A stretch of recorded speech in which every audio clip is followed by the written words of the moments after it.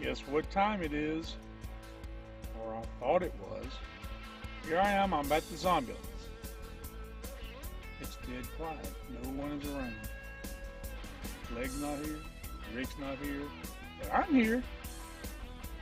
I called him to see where he's at. He's at Walmart doing Christmas shopping. And getting groceries. Leg, there's no telling where the leg is. So, he said he won't be home for another hour and a half maybe. So what I'm going to do is I'm going to drive over to where my project, upcoming project is. And I'm going to show you guys what we're going to get into. And then I'll bring him over later and get his reaction. So, right back. And here we are. Okay, well guys, I'm going to make the big reveal here.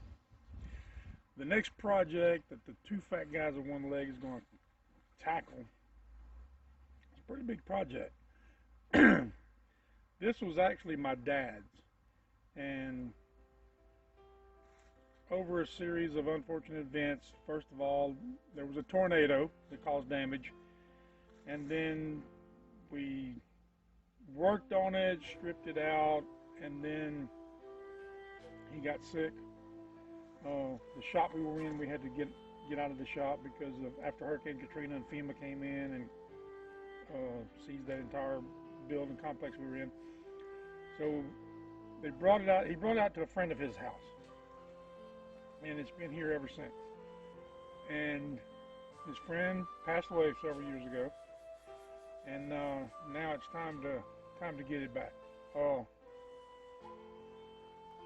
We'd started working on it, as I said, and things just went downhill. My dad got sick, wasn't able to work anymore, wasn't able to work on it anymore, and I moved away. Of course, I'm back now, but now it's time to get it going. This has been in the family since, I think, 1991, and I really loved it, and I enjoy it, and I want to restore it, bring it back to its former glory, even better maybe, and I guess without further ado, here it is. Now, ready for this? It's a 1976 Silver Eagle tour bus. There we go, get a better shot of it. It's a big project. I know it looks rough. It looks rough on the outside, but it's actually not that bad. And a lot of that is like mildew and mold that's been on it. And you can see where we started getting ready to paint it.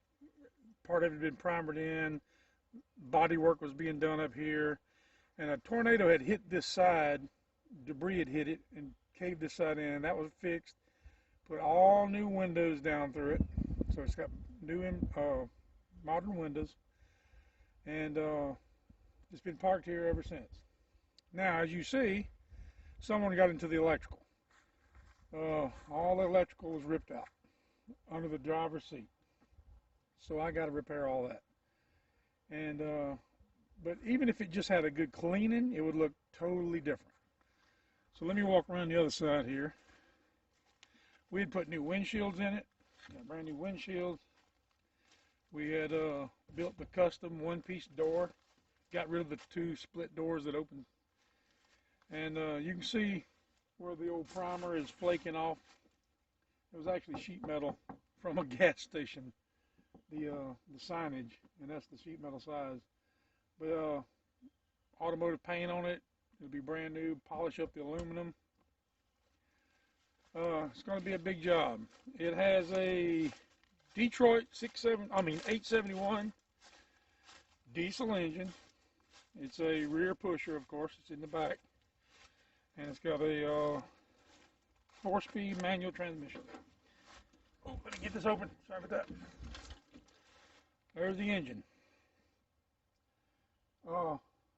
It still looks just like it did the last time I cranked it. The only problem is it hasn't been cranked in 8 years.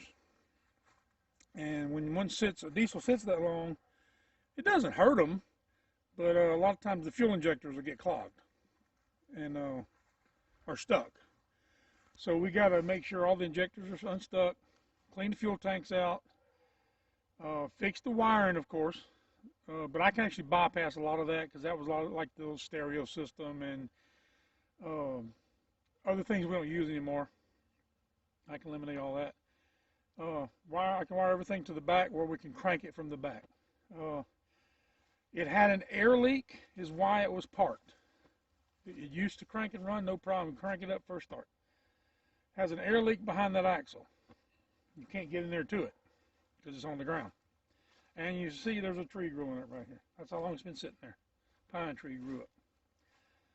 So we got to dig out from under here, jack it up, take the rear axle actually, the drive axle. Take the drive axle out, the tires off to get under there to fix the air leak. Because you cannot release the brakes without air. Air won't build up when it's got a leak. And let me turn it around here.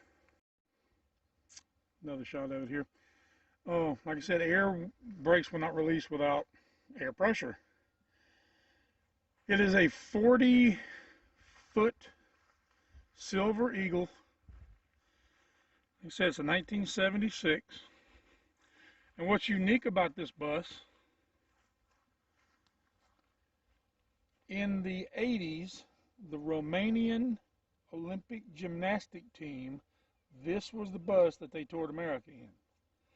I'm not sure if it was the year that Nadia Comaneci was there or the year after. I think it may have been the year after. But if it wasn't, this was her bus that she was on. And it's pretty cool. I love this thing. I love driving it.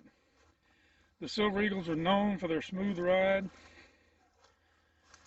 Yes, it's got some issues. Right here, this panel's got to come off because there's a little bit of rust in there where that cap was leaking and that window was leaking. It had rusted right here above the radiator.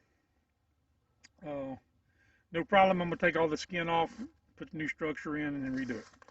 The rest of it's pretty sound. There's 3 bay doors on each side. So from there to there, it's about 12 feet is storage underneath. Let me open that up.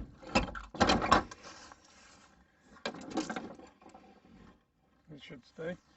And you can see people have put some stuff in here. Let me turn this around here. I can sit in here and work. And no leaks, there's no water or anything inside, so it's still sound underneath. The structure is solid. It's just ugly. And I'm going to include some video clips here, show you what it used to look like. Really nice bus. I'll try to find some photographs of the interior, show you. But after the storm, we totally gutted the interior, so it's going to have to be totally redone. I came out to get it cranked up to move it and found a problem. Here's the problem. This is the wiring harness and the battery cables that run from the front all the way to the back. Someone stole the copper wires out of it. No big deal. We can make a new wiring harness, connect wire to wire, no problem. But then I got to looking, and if you look right here, here, and here, that is 4 copper air lines. So the copper tubing from front to back that provides air for the brakes has been stolen. These are all steel rods. This is your shift rods and your throttle linkage, shift rod. I don't know what the other one is. Brakes. One's for the brakes. No, brakes is air, that's right. So the first thing is putting the wiring harness together from here to the back, reestablishing the cables for the power that goes from the batteries and all from the back to the front, and building a new wiring harness underneath the bay here.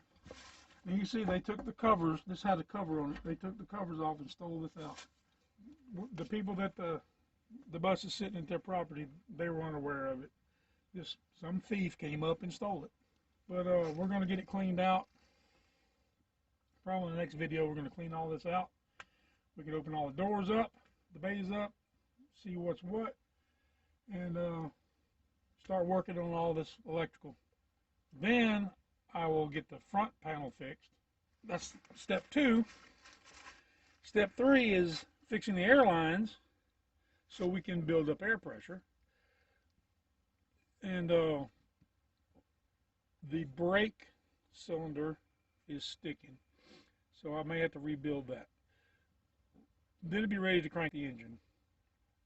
You're supposed to take the valve covers off to check the injectors to make sure they're not stuck before you crank it, so it doesn't run away with you, because the diesel will run away.